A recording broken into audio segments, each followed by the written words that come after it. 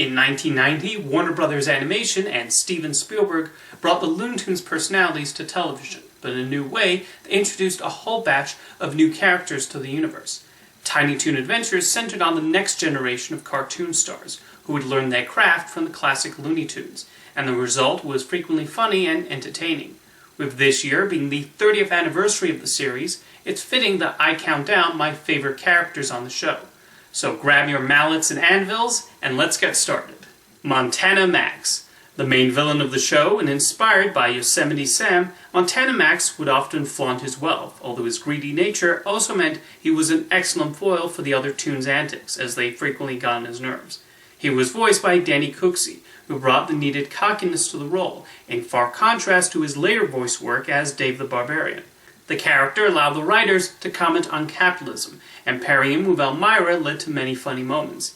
It was also satisfying seeing the other characters, like Buster Bunny, give him his comeuppance. It can be a tricky task writing a villain who is despicable and still make him really funny, but the writers thankfully succeeded with Montana Max. Fifi Le Fume. As voiced by Kat Soucy with a French accent, Fifi had the traits of Pepe Le Pew, but the writers were able to actually flesh her out. They did find plenty of humor out of her stench, but there was also a sympathetic side that came out. Romance was her biggest pursuit, and unlike her inspiration, you did feel bad upon her rejections, although there were times when Fifi showed a snooty attitude.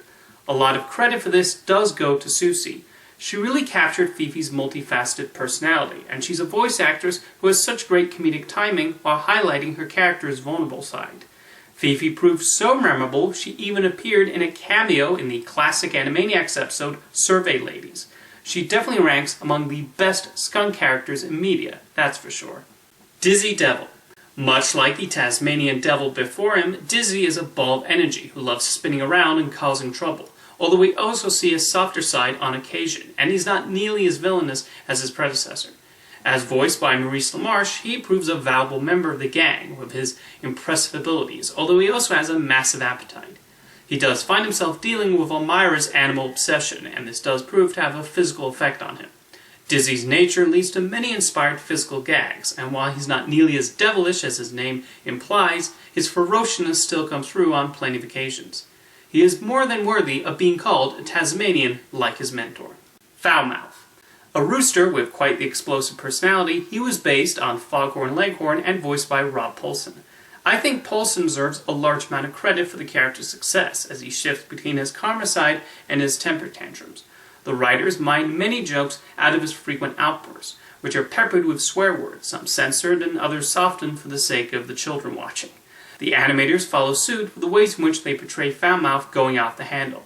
His attempts to get a date also lead to funny moments. The wrong note taken with FoulMouth would have made him a character lacking in charm, but Paulsen and the writers thankfully pulled him off, and while he was not one of the main characters, he nonetheless made a memorable impression. Gogo Dodo. Porky in Wacky Land is probably one of the most famous cartoons directed by Bob Clampett when he was working with the Looney Tunes thanks to its oddball imagery. So it's little surprise that Cartoon Dodo's descendant, Gogo, would lead to many off-the-wall gags in Tiny Toon Adventures, and allowed the directors and writers to really play around with cartoon physics. Gogo does not operate on any normal rules, and that's part of the fun with watching his antics. There's even an episode where Babs Bunny visits Wacky Land, and we see the mayhem in all of its glory once again. It says something in a show filled with cartoon characters who can do anything that Gogo proves far and away the most willing to go all out there with the visual gags he presents. Hampton J. Pig. While obviously inspired by Porky Pig, Hampton more than cultivated his own personality. Often paired up with Plucky Duck, the two would often go back and forth, between Plucky being in control or Hampton succeeding in taking his friend down a peg. Of the main gang, he was definitely the friendliest, although other times proved that you should not cross him. His cleanliness added another unique character element to this pig. Adding to his memorable personality was his voice by veteran voice actor Don Messick. Messick brought the needed charm and likability, as well as the occasional annoyance that came through when Plucky got on his nerves. Nonetheless, he proved to be a good friend to the other Toons and was more than willing to help out. Elmyra Duff. Based on Elmer Fudd, the writers replaced that character's interest with hunting with something that would also terrify any animal. Elmyra's obsession with capturing and unintentionally tormenting the animals she came across certainly made her a worthy foil for the various Toons. Cree Summer gave a superb comic performance, really capturing her obliviousness as she traumatized the animals she came across. Her looking otherwise innocent added to the humor of her appearance, although it's difficult not to also notice the skull in her bow. The writers took full advantage of the comedic possibilities with Elmyra, and she was just the right amount of irritating while still producing laughs.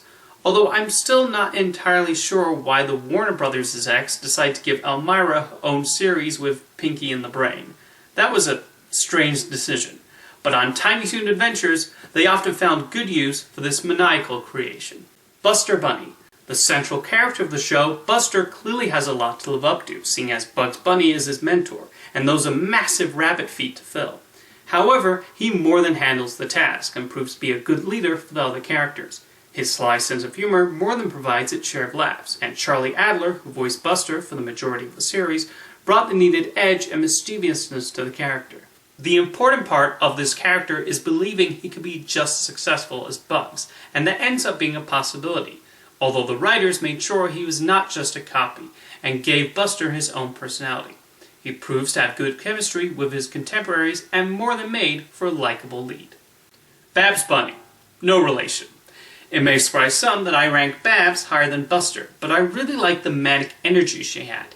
As aided by Tress MacNeille's voice work, Babs could pull all sorts of impressions out of her ears, and proved herself more than capable of creating her own material and gags that could compete with and even top Buster. MacNeille is one of the funniest voice actresses who has ever worked in animation, so her casting was a real coup for the show and the character. Babs was supportive but also willing to take part in mischief, and show a devious side when the occasion called for it. Bugs Bunny was later given a female counterpart of his own in Space Jam, but Lola really could have taken some lessons from Babs on how to be, well, funny. And my #1 favorite Tiny Toon Adventures character is Plucky Duck. Daffy Duck is probably my favorite Looney Tunes character, so it makes some sense that the standout of Tiny Toons for me would be his protege, Plucky. Joe Alasky, who also provided the voice of Daffy, more than showed Plucky's spirit, determination, and his occasional demented and self-absorbed traits in his excellent voice work, and the writers found plenty of funny scenarios to put him in. His desperation in certain situations was not that far off from Daffy's, but he also had a thirst for adventure that led to a number of great episodes. His antics with Hampton, as well as Buster and Babs, more than created its fair share of laughs. Who can forget his unfortunate road trip in the direct-to-video movie How I Spend My Vacation? And several of his segments were even reused in his own short-lived series, The Plucky Duck Show. Tiny Toon Adventures remains a classic animated show, and the impressive ensemble and how the writers took inspiration from the original Looney Tunes is a major reason why. Now let me know in the comments who your favorite Tiny Toon Adventures characters are, and I'll see you next time.